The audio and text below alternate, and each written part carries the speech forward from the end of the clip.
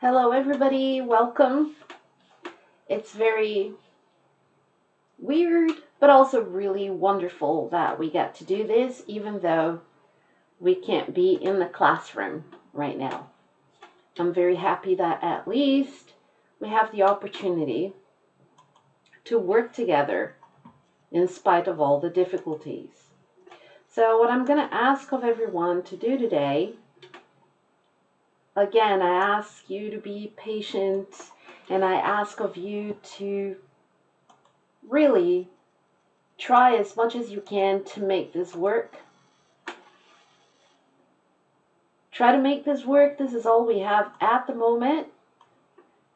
But things are gonna get better really soon. According to what the Prime Minister said yesterday, it looks like things are gonna get better really soon. Good news. I took my rubbing alcohol with me and I didn't touch anybody. Maintain the distance of 1 meter from everyone. And I went to town and I picked up the book. Yay! I went to town on Saturday morning and I took the precautions of washing my hands a lot. And I had rubbing alcohol with me. I went into the building, picked up the book and other stuff that I needed, other books that I needed. I left without touching anyone, without seeing anyone, without doing any of the things that you're not supposed to be doing. That was nearly, I can say to you that the whole town was like a ghost town when I went. There was almost nobody in the streets. But we got this. We're going to make it work. So today, continuing with what's in the news, Unit 3, we're going to talk about adverbs. 3.11, adverbs. One of the things that I like about teaching adverbs is because when you compare them to adjectives, it makes it easier for people to see the difference. So I'm going to start with the adjective happy. I'm going to write this down, and as usual, you get access to all the notes. Just tell me if you want the notes, you'll get the notes. If you don't want the notes, you won't get the notes. If you want the notes, I'll send you the notes. So here is what we're going to talk about. Adverbs versus adjectives. We touched this a little bit the last time. So let's talk about this one more time. It's always good to repeat certain things because then they get ingrained into your brain. And I've been correcting your written assignments. I don't think everybody understood the assignments, and I'm sorry if it wasn't clear how I explained it, but those 40 themes that you received, they were not questions. They were not questions just for you to answer. Those were themes for essays. So some of you have actually picked a theme each week and have written an essay. An essay, by the way, is supposed to have at least 3 paragraphs with 10, 12 sentences each paragraph. One paragraph is the introduction. One paragraph is the bulk of all the explanations and where you develop your ideas. And the final one is the conclusion. At least 3 paragraphs. Some people write 5, which is fine. But no longer than 5, no shorter than 3. And they have to be structured in this manner, especially those of you who are thinking about going on with your studies to do academics. Some sort of academic English is required for master's degrees and for master's degrees, for doctorate degrees, and for courses that are in English, MBAs or whatever you want to do.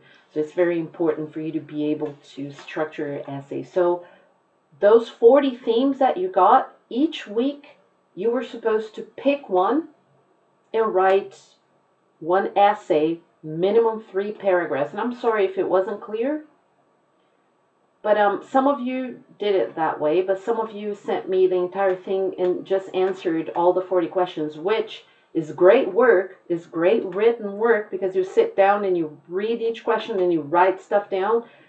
Excellent work, but not what the assignment was.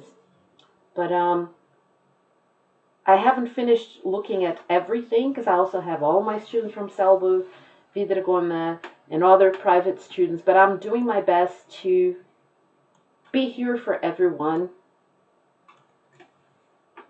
and make sure that everyone has a certain amount of attention from me as a teacher. Everyone is going to get their work back, perhaps not in record time, but everyone's going to get it, because I'm also homeschooling my child. But everything's going to be okay. So let's get to it. Adverbs versus adjectives.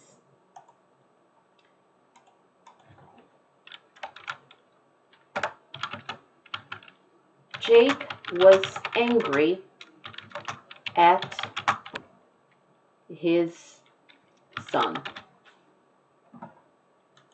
Angry. Adjective or adverb? What's an adverb? What's an adjective? An adjective is when you describe someone or something. Jake was angry. So I'm describing Jake there. How was he at that time? What was he like at that time? He was angry. An adverb. So let me write it here. Let's see. Angry. Angry is the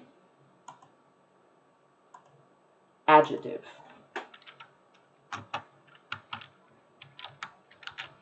Angry, the adjective. Jake spoke angrily to his son. So how did he speak? Notice that here I'm not describing Jake. I'm describing how he spoke. How did he speak to his son? Angrily, in an angry manner. Angrily is an adverb. So let's keep going with this. Next one.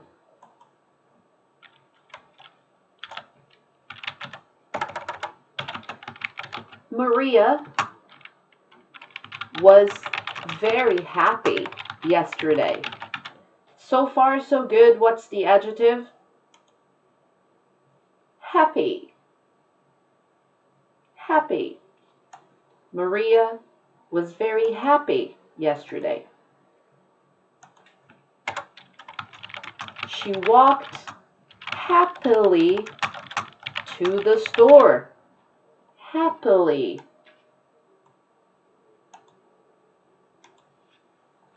You know, she walked around skipping, la la la, singing. How did she walk?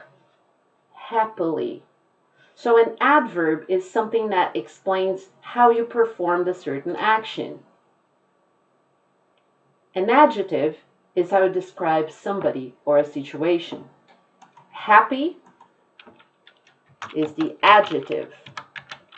Happily is the adverb. Maria was very happy. How was Maria? What was Maria like yesterday? She was very happy. Oh, she walked to the store? How did she walk to the store? How was she feeling? So it's more like, how did she perform the action of walking? Did she just walk like angrily or happily, skipping, really happy? She was happy. She walked happily. Let's keep going.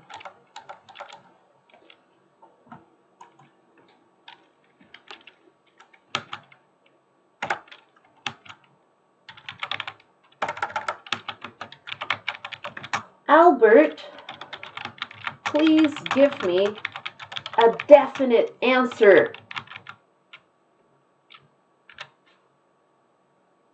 A definite. I want an answer to be sure about what's going to happen. So what kind of answer do I want? What kind of answer? A definite answer.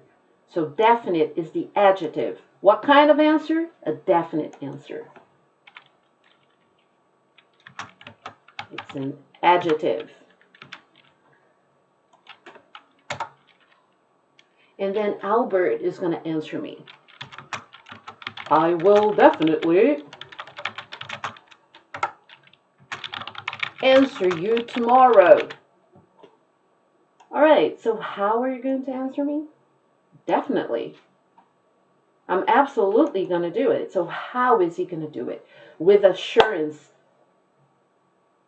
in a definite manner. This is the adverb.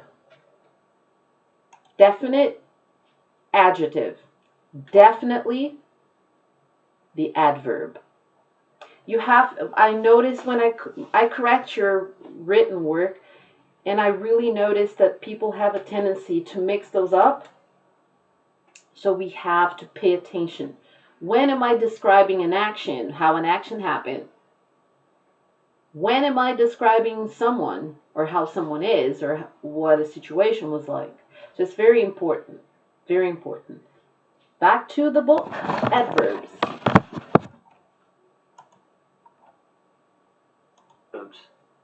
1. Please drive carefully through our village. 2. Romeo loved Juliet passionately. 3. My mother speaks 3 languages fluently. 4. It rained heavily every day last week. 5. He waited patiently for his girlfriend, but she didn't turn up. 6. The soldiers fought bravely, but many of them lost their lives. All of these sentences contained adverbs. None of them were adjectives. All of those were adverbs. Sentence number 1. Please drive carefully through our village. So how am I supposed to drive through the village? How? Carefully. But if I have to say to someone how they have to be, if I tell them, you, and then I tell, for example, Susanna, you are a very careful driver. You are careful. Susanna, you're careful. So careful is the adjective. Let's go back to our notes here. If I say, Susanna, you're so careful. That's why I like you, because you're careful. Careful. Adjective. Adjective. But if I say, Susanna, you handle everything carefully. Carefully is an adverb. It is an adverb. It's not how Susanna is, but it's how Susanna does something. So an adverb describes an action. How did she perform that action? Carefully. Adverb. Carefully. Back to what the book has there. Sentence number 1 in 3.11, which is somewhere around here. 3.11. It is on page 28. Hey, you skipped quite a bit. No, I'm just, I'm going to go back and forth to make sure that we cover everything that's important on the book. I just wanted to take a moment to actually work with the grammar of the chapter with you carefully. So let's keep on going. You are careful. Adjective. What kind of person are you? How do you handle things? I handle things carefully. What kind of person are you? I'm a careful person. Romeo loved Juliet passionately. Passionately is an adverb. Passionate, he was a passionate individual. He loved her passionately. My mother speaks 3 languages fluently. So she is fluent in 3 languages. She speaks the languages fluently. So fluent is the adjective, fluently is the adverb. Number 4, it rained heavily every day last week. What was the rain like? So I'm going to describe the rain. I'm going to give an adjective to the rain. The rain was heavy. You see, I'm describing the rain. The rain was heavy. But if I use the verb to rain, it rained heavily. So how did it rain? Lightly, heavily? What was it like? So you have to really pay attention to these nuances of how to use this. Number 5, he waited patiently for his girlfriend, but she didn't turn up. By the way, to turn up, more notes. This is not related to adverbs. It's a 2-word verb. 2-word verbs. Get up, stand up, turn up, which is the verb there. Turn up.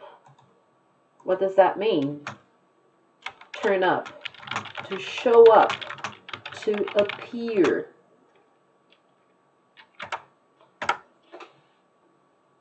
I think in Norwegian you can say å dukke opp.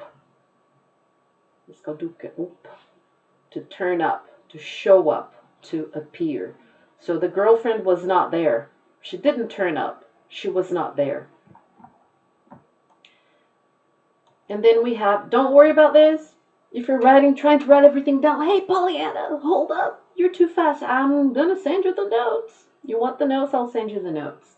So let's take a look at the adjective and the adverbs there. The adjective, we say, he was patient.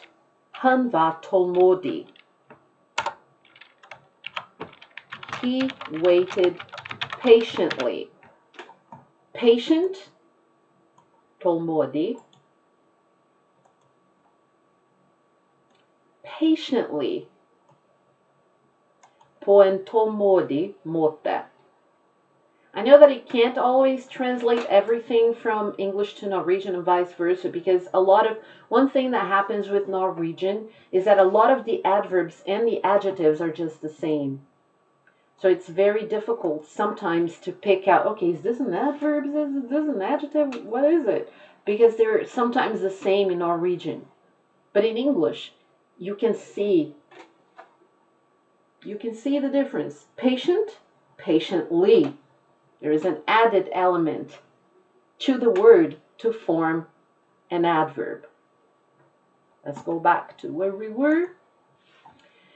It rained heavily every day last week, number 4. Number 5, he waited patiently for his girlfriend, but she didn't turn up. Number 6, the soldiers fought bravely, but many of them lost their lives. Bravely. How did they fight? They fought bravely. They were brave soldiers. They were brave soldiers. They fought bravely. I want to go back with you to where we were talking about verbs in the past and This is kind of like a review, like a little bit of repetition from last class A. So,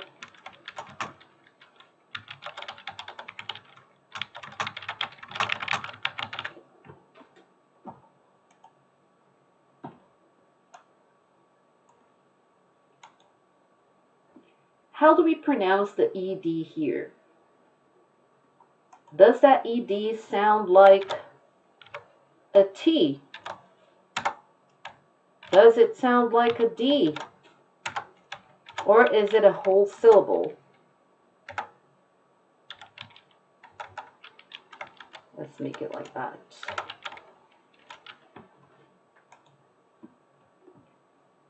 How many of you guys remember what we talked about?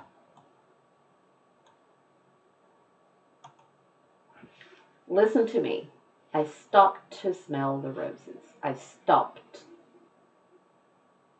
It sounds like a T. Stopped. Stopped. The E is not even pronounced. It's just pt, pt. I stopped. How about this next one here?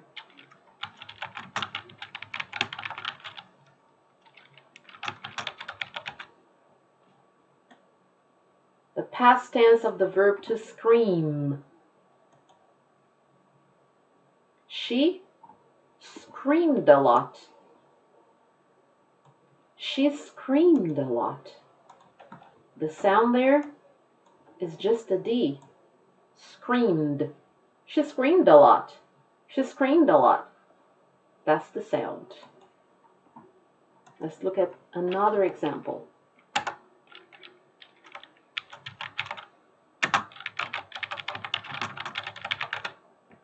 How about this?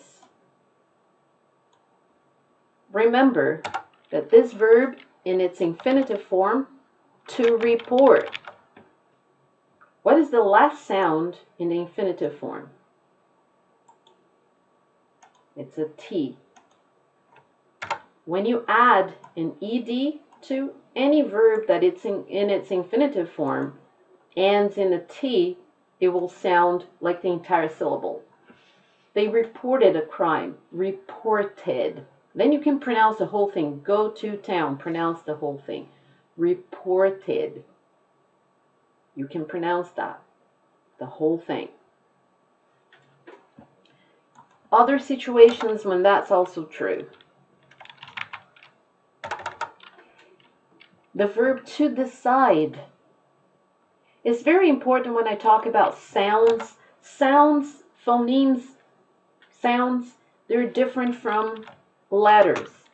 For example, decide. When I look at the word decide, I see letter E here. That's the letter, not the sound. If you close your eyes and you just listen to me, decide, decide. Do you hear an E or do you just hear a D, D, decide? You only hear this sound. You only hear D. So this verb ends in a D sound. Report ends in a T sound. Decide ends in a D sound. So, in the past, when you say this verb in the past, I decided to talk to Paula. I decided. Then you can pronounce the entire syllable.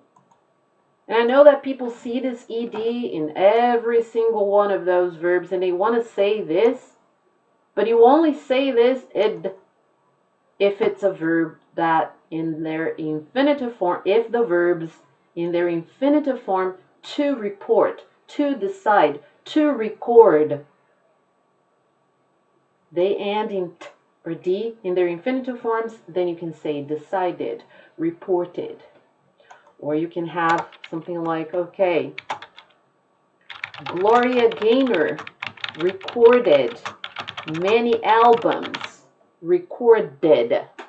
You can say recorded. You can say the whole thing, recorded. Recorded.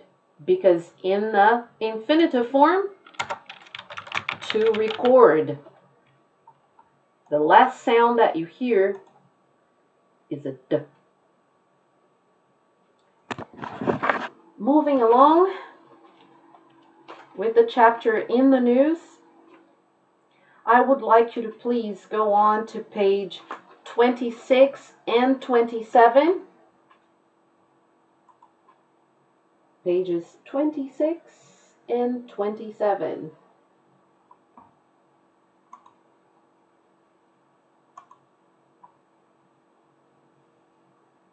Pages 26 and 27. And I'd like you to get started with what we're doing with these pages. In the news is the topic for this entire chapter. So there's a lot of it is about the news. That's why I have a newspaper background for this specifically. In the news. Here is your part of what you're doing today. I would like you to read this into an audio file for me and send it to me to practice your pronunciation. Or you have the option at the end of this class, because I'm not going to be on camera for an hour and a half. I'm probably going to do it for, if you let me, I'll be on camera for 2, 3. I love doing this. I have no problem. But I want to make sure that everyone gets a chance to say something and practice their pronunciation. So you are going to read into your phone or whatever recording device that you can send me a file for later. Let's talk about the different articles here. 10th of August. Emergency exit for flight attendant who lost his cool. Very, very interesting expression here. To lose one's cool. What does that mean? I'm going to write it in your notes for you to have it for later. To lose one's cool means to lose your patience. To have a breakdown emotionally, to get completely nervous and angry, and it is not pretty, let me tell you. To lose one's cool. It's in your notes now, so you'll receive that later. Emergency exit for flight attendant who lost his cool. Flight attendant Steven Slater made an emergency exit from an Airbus after he had an argument with a passenger. The incident happened at New York's JFK Airport soon after the JetBlue flight from Pittsburgh landed. The verb to land. What is the last sound that you hear there? To land. To land. It's a D. To land. So the past tense is landed. You can pronounce the entire syllable. Landed. Let's continue. As the Airbus A320 was taxiing slowly on the runway, a passenger stood up to get her luggage. How was the Airbus taxiing? How was it? Slowly. There's your adverb right there. Slow, adjective. Slowly, adverb. So the adjective is say, oh no, that bus is so slow. That driver is driving so slowly. We're never going to get there. He is a slow driver. Adjective. What kind of driver is he? He's a slow driver. How does he drive? He drives slowly. Let's keep going. As the Airbus A320 was taxiing slowly on the runway, a passenger stood up to get her luggage. Mr. Slater told her to sit down, but she refused. The businesswoman was taking her case out of the overhead locker when it hit Mr. Slater on the head. hit, hit, hit, the verb to hit. He started bleeding, and it was then that the flight attendant lost his temper. He marched to the front of the cabin and spoke furiously. Furiously. You know, angry, when somebody is angry? Angry. Furious is another level of angry. He was not angry, he was furious. He spoke furiously over the plane's PA system, saying, "That's enough. After 28 years in this business, I quit." He then took 2 beers from a fridge, opened the door, and activated the plane's emergency chute and jumped onto it. Mr. Slater then ran to his car and drove home. Police arrested Mr. Slater at his home a short time later. Now we have some questions for you to answer. When and where did the incident happen? What did the female passenger do? What did the flight attendant say to her? What did she do to him? How did he react? How did Steven Slater leave the plane? Now you have to think about these questions as the next assignment you will have, because that's going to be your homework for next class.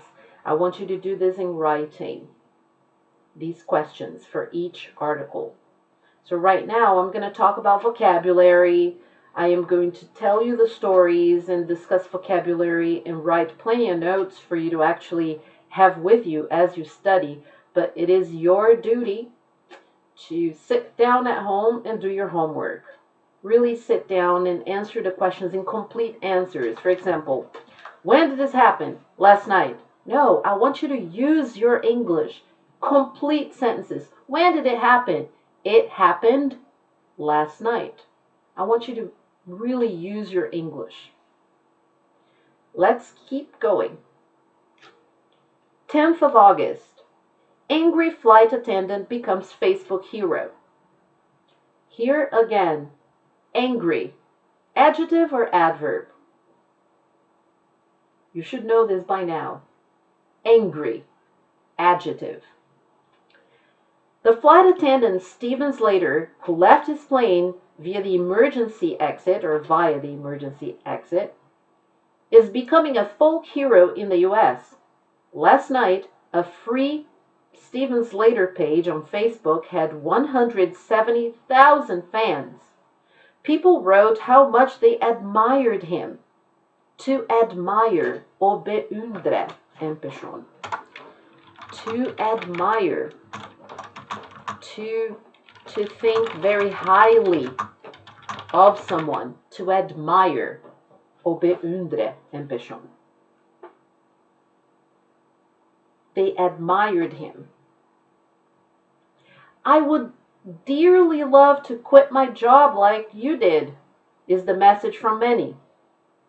Tens of thousands of people, including other cabin crew, left messages of support. You only did what everyone else feels like doing, wrote one. Slater appeared in court in New York yesterday and pleaded not guilty to charges of criminal damage and endangering life. He could face up to 7 years in prison. You're going to answer the following questions in writing. What did people think of Steven the next day? How did they show their support? Why did the public admire him? Why did they think he was such a hero? What was it that made them think that he was great, that he was fantastic?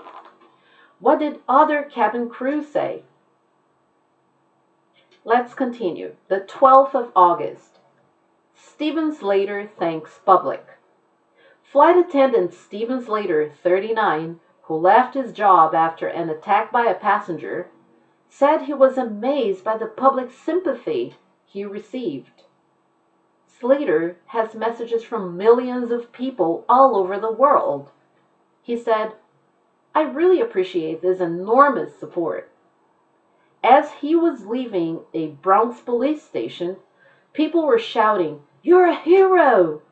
T-shirts that read, "Free Stevens Slater," are on sale. JetBlue confirmed that Slater was still an employee, but suspended from duty. To suspend someone, what does that mean? To suspend. To suspend someone. Let's look at our notes. Let's look at our notes. I'm going to disappear for a bit, and we're going to look at our notes.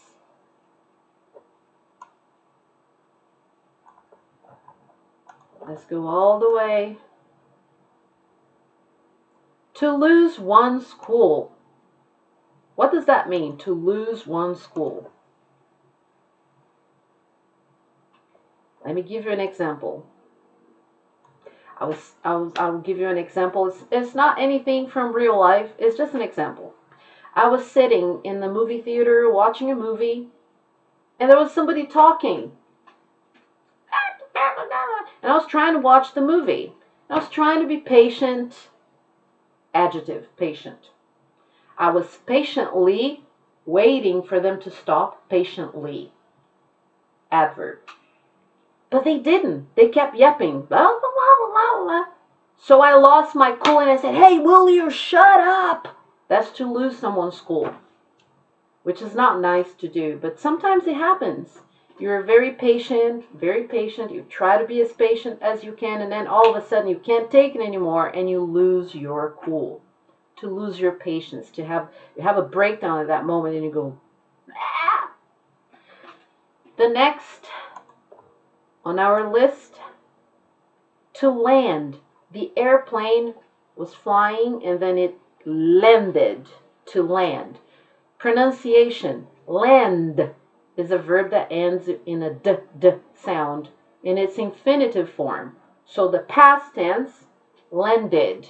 You can pronounce the whole syllable, and landed. To admire. To admire. To think very highly of someone. To have an admiration for someone. To look at someone and say, that person is awesome. What a fantastic human being they are. To admire someone. Å beundre. I hope I'm saying it right in Norwegian, but if I'm not, hey, this is not a Norwegian class I'm teaching right now. I'm teaching English. To admire someone. To think very highly of someone. To suspend. To suspend. Let's talk about this for a second. I'll give you a question here, and maybe you'll get what I mean. Have you ever done something in school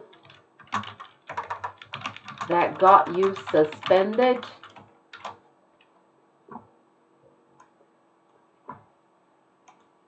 Have you ever done something in school that got you suspended?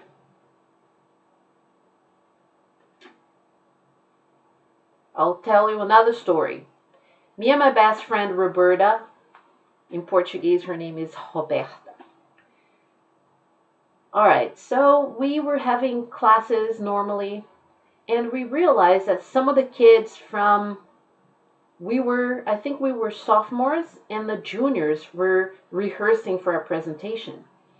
The religion class was starting, and we just figured, just before the class starts, let's go watch the rehearsal for a little bit. So we went. We went and sat there to watch the rehearsal.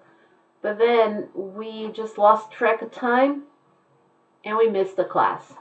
Religion class. So we got suspended from school. For 3 days, we were not allowed in school.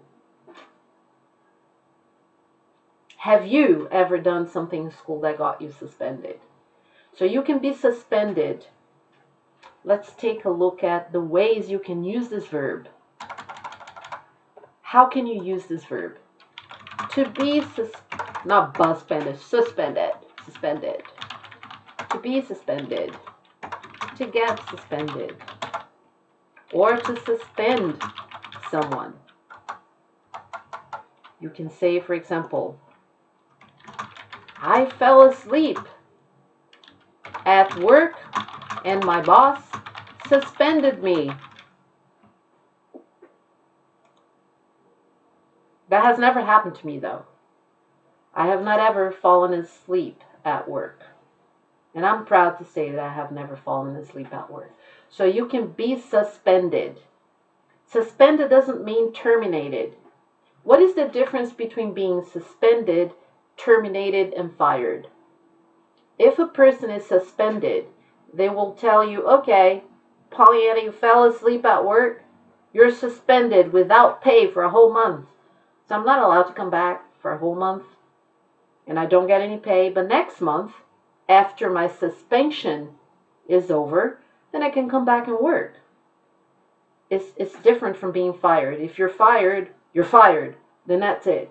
You cannot work anymore. So to be fired and to be suspended are two different things. When you're fired, you're terminated from work. You cannot work anymore. You're fired. So let's see.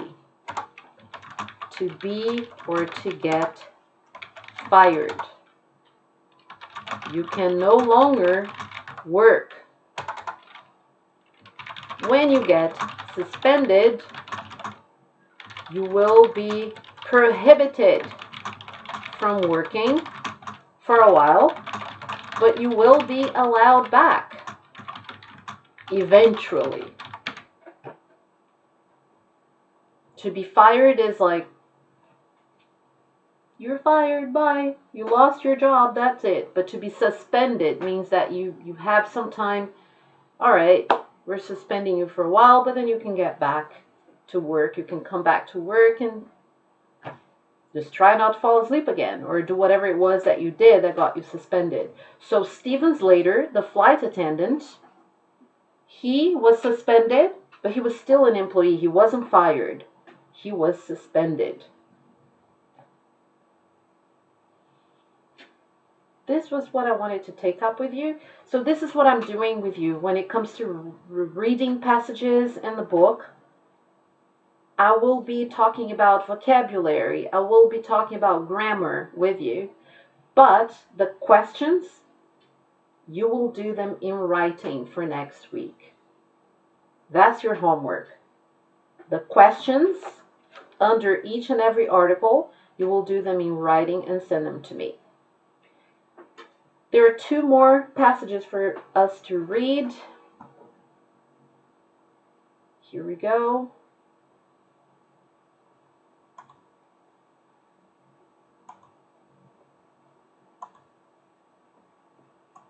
I'm going to read the passages. You can listen to the pronunciation. You can pay attention.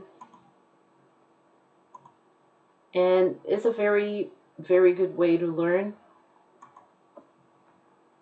when you listen to the pronunciation and you follow along. Because often enough, when you have reading activities that have listening passages simultaneously, simultaneously, a lot of people just, they start to just listen and not really look at the words. But it's really important that you listen and look at the words so your brain can connect. Okay, that word sounds like that. So that you can connect the pronunciation with the spelling. All right, so what I'm going to read is here, 15th of August and 16th of August. Folk hero Slater relaxes on the beach. Ex-flight attendant Steven Slater spent the weekend relaxing on the beach. He was having a couple of beers and enjoying his new worldwide fame as the latest American folk hero. The 39-year-old was wearing a gray t-shirt, white shorts, and a baseball cap as he talked to excited fans on the beach near his home in New York. Yesterday, supporters shouted, "Good for you, Steve," and "We love you," as he sat down on a chair, took off his shirt, and put on his sunglasses.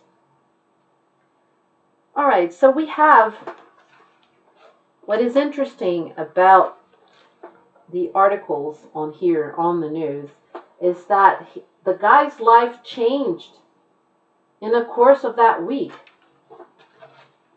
10th of August was when the incident happened. 11th of August, that's how information spreads so fast nowadays. Social media, the news, some of them fake, but a lot of real news spreads real fast as well. So what happened here? 10th of August, something happened on the plane. He left the plane. 11th of August, he becomes a hero on Facebook. 12th of August, he's thanking the public. By the 15th of August, he's no longer working. He's just relaxing on the beach. And he's now an ex-flight attendant. So he quit his job. There is a difference between quitting a job and being fired. When you quit your job, it's like, I don't want to work here anymore. Goodbye, and I'm not coming back. That's quitting. Being fired is when somebody forces you to quit. So that is a difference. There is a difference. 16th of August, ex-flight attendant to get TV show. And that's very, very current because lots of people get TV shows, reality shows, based off of things that they do in real life. Steven Slater is in talks to get his own reality show. TV production company Stone Entertainment wants to give the flight attendant the chance to star in a program that shows unhappy workers how to leave their job. So he's actually giving advice to people on how to leave their jobs. That makes you think. That really makes you think.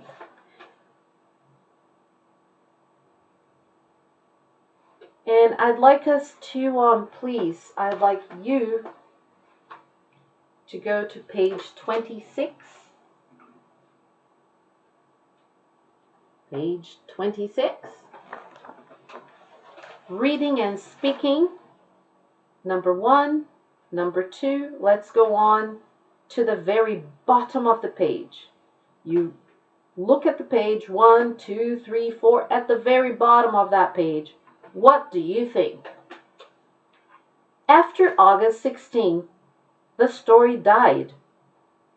Why was it such big news for a week? So I want you to think about why. Why do you think it was such big news for a week? Please write it in the comment section if you want to. You might not want to type because you might be a little bit shy. But please write down something. I'll give you half a second. Not half a second. That's like, I'll give you a few seconds to formulate your answer. And I'll tell you my answer first. I feel like the story would have died because nowadays something becomes really popular on TV or on the news or on social media. And then something new comes along. And that becomes the big story. So stories nowadays do not have a long lifespan. They just come and go. There are lots of things happening. This is my opinion. What is your opinion? I'll be giving you feedback in writing in the chat box because this is pre-recorded. I have to explain this to you. I teach this class twice. Why do I teach it twice? Because first I start my video. I sit in front of the camera and I do this whole thing. And then at some point between now and between when your class starts, it goes on the air on Facebook and on YouTube. And I have to have an overview of what's going on YouTube parallel to what's going on Facebook. And I have to give you feedback. I have to see what people are writing. And I can't do that at the same time as I'm teaching. So that's the delay process that I use with this. Delay. And usually in television, they use delay of a few seconds or maybe even a minute to make sure that if something, when you're filming live, they have a little bit of a delay. It's not live. In case someone does something that they have the time to stop it from going on the air. If someone takes off their top or if somebody does something outrageous and horrible, that delay gives them the chance to not put it on the air. In my case, I just want to make sure that I see what everyone's typing, that I can respond. And this is going live both on YouTube and on Facebook. I decided to put that on both platforms so that everybody would have access to it. I am using Skype for people who want to have a private one-to-one session where they can practice their pronunciation, where they can ask questions. Yes, but I feel like I couldn't just teach my class on Skype because I have a very large group. Anything larger than 4 or 5 it's very difficult. It becomes very difficult to teach a class on Skype. You can have a video conference, but you can't guarantee that the teacher will be able to teach and everyone will. It's just much better this way, so you have all the content you need. You can listen to it many times afterwards, and if you need a one-to-one, then we'll have that. But my groups are very big. My Spanish group has 9 people. My English group has 6. My other Spanish group has 6. And I have one group that has 3 people, but it's a very small group. And they only needed 1 class. So we're hoping that they will have that 1 class in the classroom. Yes? What do you think? After August 16th, the story died. Why was it such big news for a week? So I probably, while I was yapping, I was also giving you feedback in writing, if you wrote something in the chat box. Number 2, Steven Slater appeared in court 2 months later. Do you think he paid a fine or went to prison? Look at the article on page 155 for the answer. Do you think this was fair? Now, I don't think everyone has page 155 because some of you have part A of this book. So I don't know that everyone has it on page 155, but I am sure that you have it somewhere at the end of your book.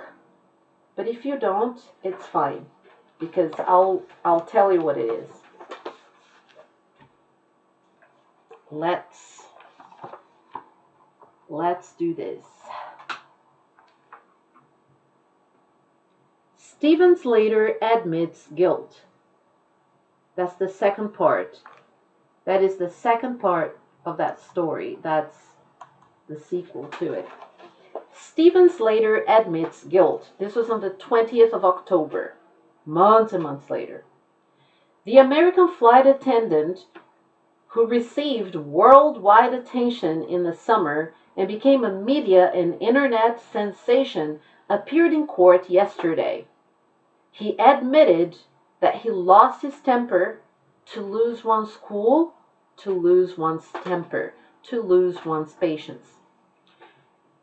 He admitted that he lost his temper, put the lives of passengers in danger, and caused damage to the plane when he activated the emergency chute. Slater will have 1 year of counseling for anger management and treatment for alcohol abuse. If he doesn't complete the treatment, he could go to prison for 1 to 3 years.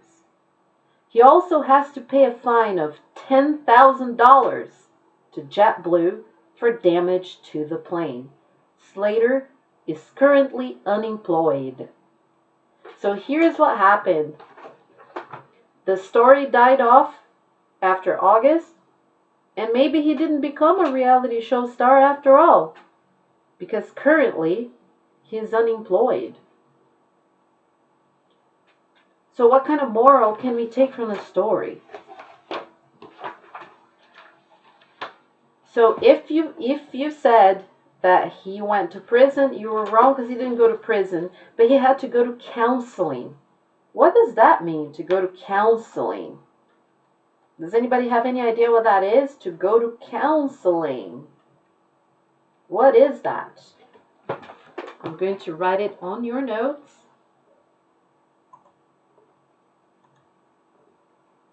To go to counseling. to go to counseling? Let me write this down for you.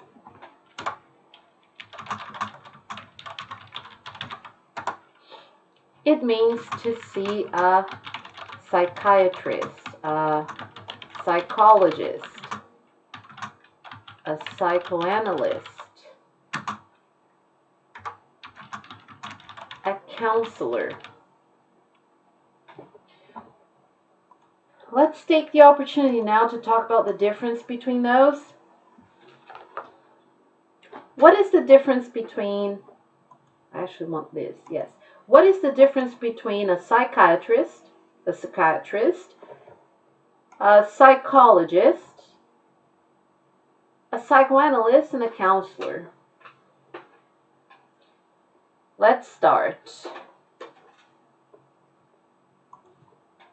Let's talk about this for a second. A psychiatrist, what does a psychiatrist do? How does a person obtain the degree of being a psychiatrist? A psychiatrist has to go to medical school. Longer years because they also take anatomy classes and they go to medical school. A psychologist has a degree that they don't have to take anatomy classes, or maybe they do, but they don't go to medical school and they can't prescribe medication to you. To get medication, you need to see a psychiatrist. A psychologist can do all the talk therapy, but they can't give you medication. A psychoanalyst can't give you medication either. They do talk therapy.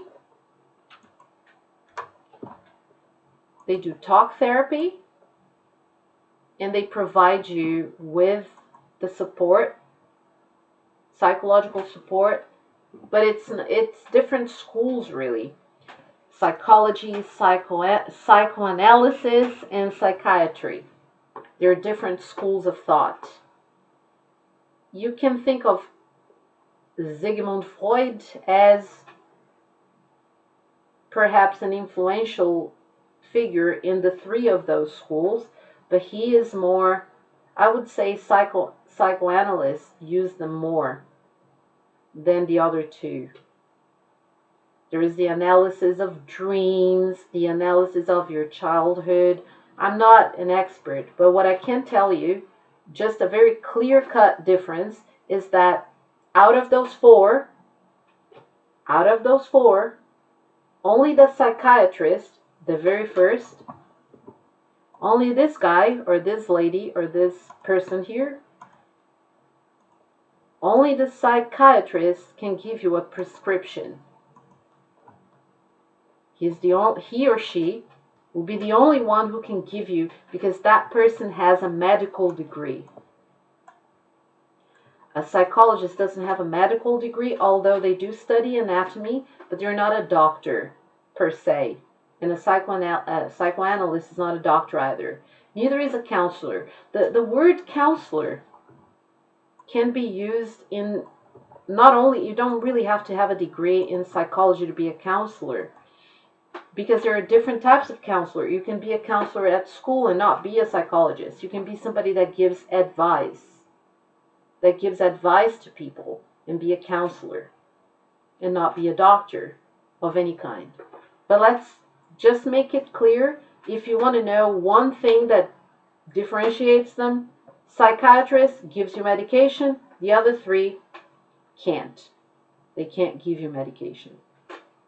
Let's go on with this, the bottom of page 26. The artist Andy Warhol, am I saying his name right? Andy Warhol or Andy Warhol? Once said, in the future, everyone will be famous for 15 minutes. How does the Stephen Slater story illustrate this? Let's think about it. You can tell me in a few words in the chat box. If you don't, it's fine, because a lot of people don't feel like typing in the chat box or writing anything or participating in this manner, and that's fine. You have a chance to ask questions, to have in one-to-one with me on Skype if you request to do so. You can also, and I really recommend to practice your pronunciation.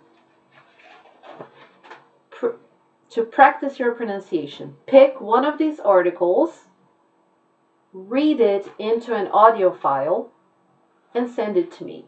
Reading out loud to practice your pronunciation is an excellent way of getting fluency when you speak. It really helps. Yes? So what do you think about this 15 minutes of fame? Have you ever heard that? That everyone will be famous for at least 15 minutes. Have you gotten your 15 minutes? Have you ever been on TV? Have you ever done something that made you somewhat famous? Think about it. Do you agree with that? Do you really think that everyone will be famous for 15 minutes?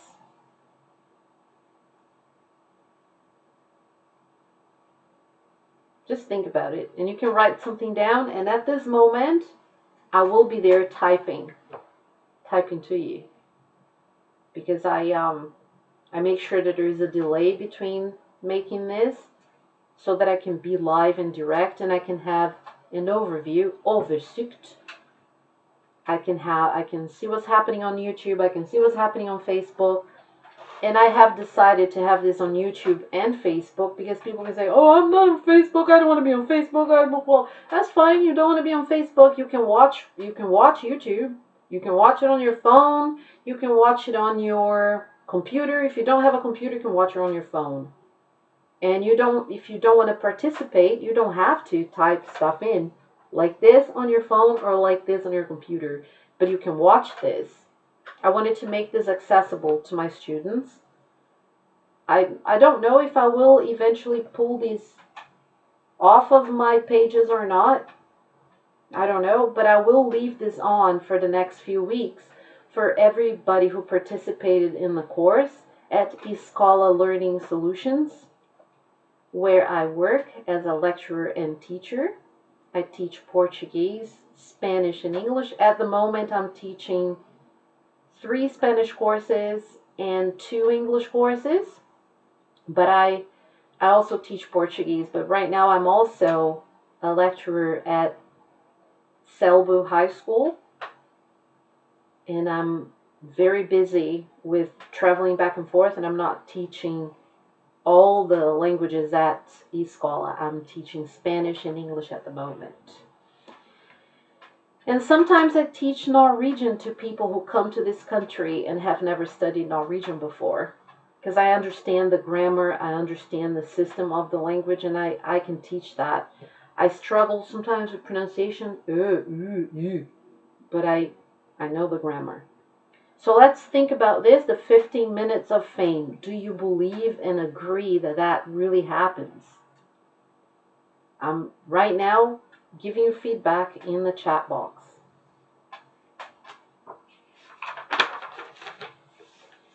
The next thing that we're going to do is, I want you to open your book to page 28. Let's go on to page 28. 28 looks like this. Go back to page 28 because you were on it. You were on it just before.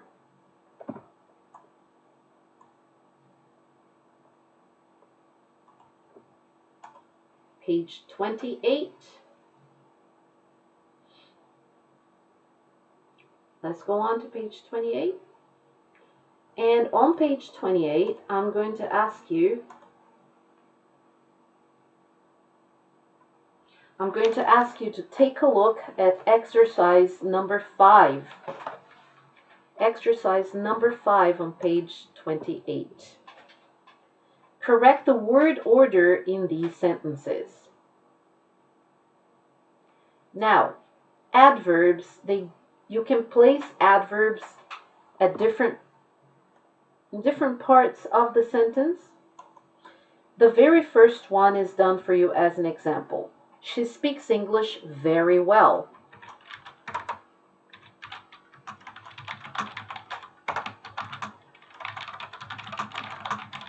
So this adverb or adverbial phrase, somebody will argue because it has two elements. She speaks English very well. Very well has to come at the very end of that sentence. Let me remove myself from the middle of the screen so you can read what I'm writing there. She speaks English very well. Number 2. Last week. That's an adverb of time. When? When did the person start to work? So where should you place those two words, last week?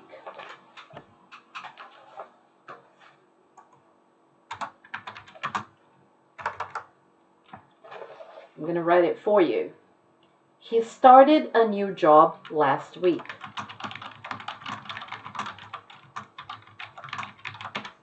So this adverb goes in the last position here in the sentence. He started a new job last week. Number 3. First of all, tell me what the adverb is. Identify the adverb for me. The adverb is carefully.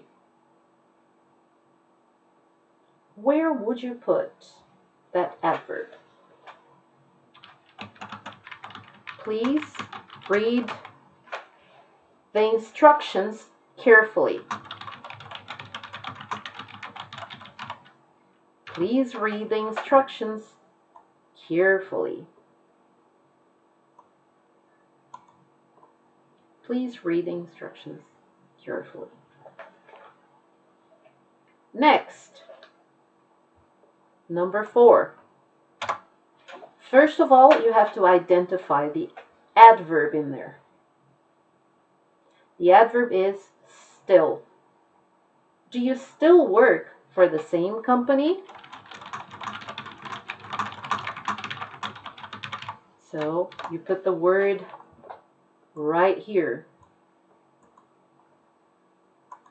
Different languages carry different types of word order when it comes to where you put an adverb. In some languages you can put an adverb anywhere. In certain languages you can only put it in the very beginning. And a lot of you in this class speak other languages, so that really gives you a lot of perspective. Everyone that comes into my classes, whether you speak a lot of languages or you're starting with your second language, you will have an opportunity to see things from a different perspective after you have learned one more language besides your own. It opens up your mind, it broadens your horizons. Do you still work for the same company? Let's go on. Number 5.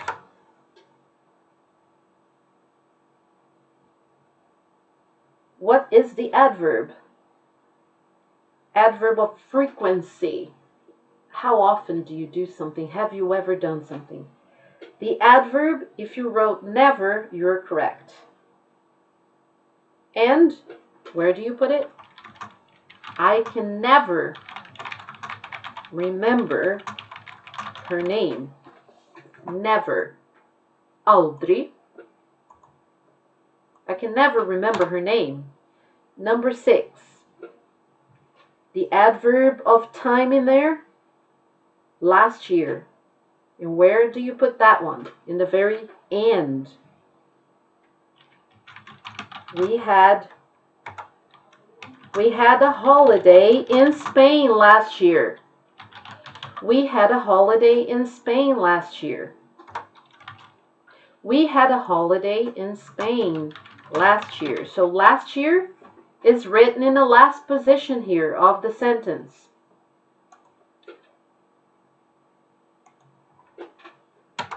So this is one of the topics for this entire unit. Verbs in the past, is one, and adverbs versus adjectives is another. But we also have different types of adverbs of frequency or adverbs of time.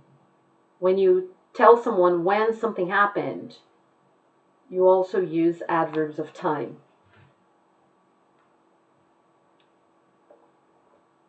Now, time for a listening activity.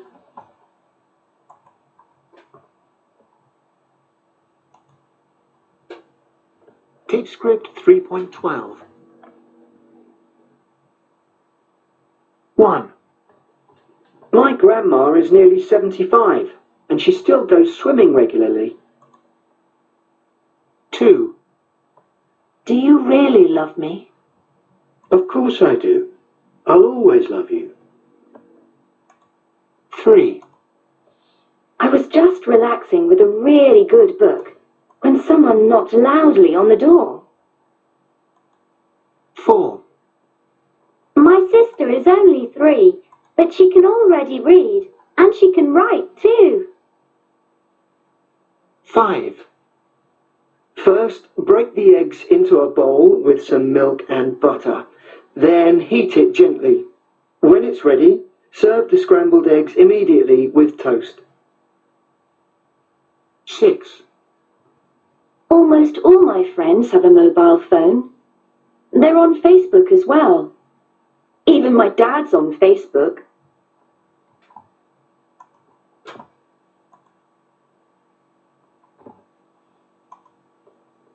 Okay, continuing with the topic of word order. Now I'm going to read the sentences for you in case you didn't catch it on the audio file. And I'm sorry if there is background noise. When you're working from home, sometimes you can't really tell everyone to, and maybe even when you do tell them to, they still make noise. So I apologize for that. So I'm going to read the sentences for you. Sentence number 1. My grandma is nearly 75 and she still goes swimming regularly. So here you have nearly, still, and regularly. 3 adverbs. Do you really love me? Really, an adverb. Of course I do. I'll always love you. I'll always love you, like that song that Whitney Houston used to sing. Always is an adverb as well. Number 3, I was just relaxing with a really good book. So here, really is an adverb of intensity. It modifies the intensity. It's not just a good book, it's a really good book. Number 3, I was just relaxing with a really good book when someone knocked loudly on the door. Loudly. Loudly, that's another adverb right there.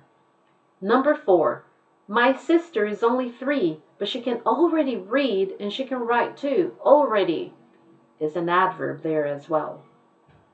Number 5, first, break the eggs into a bowl with some milk and butter. Then heat it gently. Gently is a type of adverb that's the easiest one to see when it's how you do something. Gently. When it's ready, serve the scrambled eggs immediately with toast.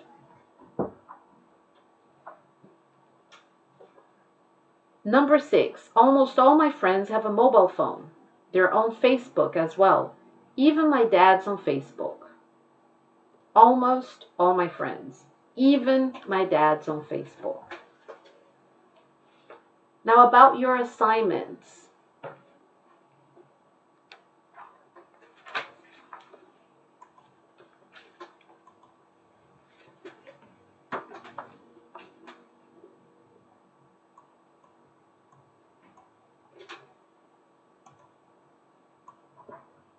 Yeah, make sure that everyone can see this.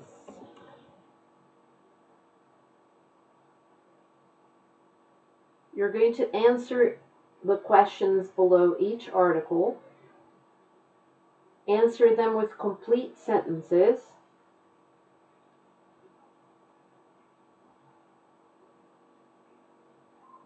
For instance, when did this happen? Don't just say last night, but answer with a complete sentence. It happened last night. Why did he do this? Because he was hungry. No, he did this because he was hungry. I want complete sentences with a subject, a verb, and other words attached to them. If you're going to write this down, that's one of the assignments. Everybody received a list with the 40 themes for their essays.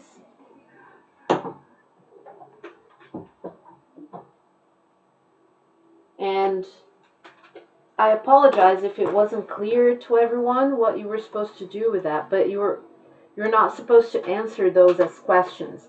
Each of those is a theme for a full-blown essay with at least 3 separate paragraphs. Minimum 3 paragraphs, maximum 5, with an introduction, at least 1 developing paragraph or 2, or maybe 3, and then a conclusion. And so everyone has received a list with all the topics, and you're doing an excellent job sending me the assignments. I'm very happy with this. I have been trying to correct them as fast as I possibly can, but I have loads of stuff to do. So I have to prepare these classes for online, to put them online, and I've been working probably twice as much. But what I really like about this setup is that I don't have to leave the house. So that is really helpful. So again, the assignments, read these again. Answer the questions under each article. Here's the article. The questions are under. The questions are under the article. You're going to write them and send them to me. And every week you're going to write an essay. You have 40 themes. I sent you 40 themes. So you have plenty to choose from. Each week until the end of the course, you have plenty of opportunities to write something. Send it to me. I'll correct it for you. Some people sometimes get a bit confused with what I'm doing with the corrections. What's in yellow has been corrected. So I don't just go, okay, this is wrong, let me mark it in yellow. No, I actually correct it and I mark it in yellow. So it's very important that you take your original, what you wrote, and you compare it to what I wrote, to what's in yellow, so you know what's been corrected, so you know what you need to improve. Another piece of advice is read the corrected version, compare it to what you originally wrote, and then do a clean copy. What's a clean copy? Rewrite it with the corrections. It will be very, very helpful, because sometimes the types of mistakes that you're making, they keep repeating themselves, and they become a pattern, and they become fossilized, and then you can't get rid of them. So to get rid of mistakes, you have to rewrite with the corrected version of what's been taught to you. So now I'm going to leave 10 minutes open for people to contact me on Skype if they need to. I'll give you, everyone's going to have a chance, just if you want to. You're not forced to, you don't have to, but you can. I'll leave the lines open.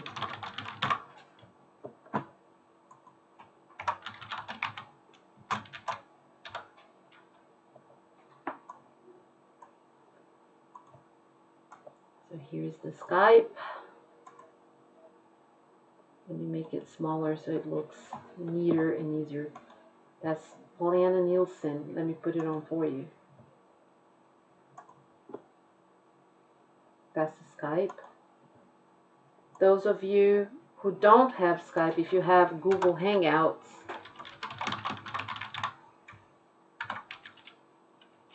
you can use the same contact as my Gmail to contact me. So everyone has the possibility, if they want to they have a possibility to contact me on Skype or Hangouts, or on Facebook Messenger. I have, okay, Facebook Messenger.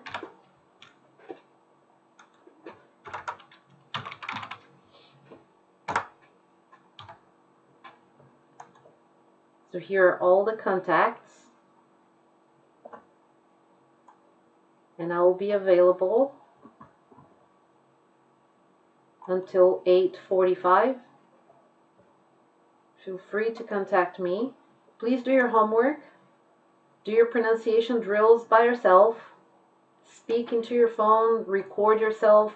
I will send you feedback. I'm trying to as fast as I can. It is not always easy. I have plenty to do, and I'm also homeschooling my child.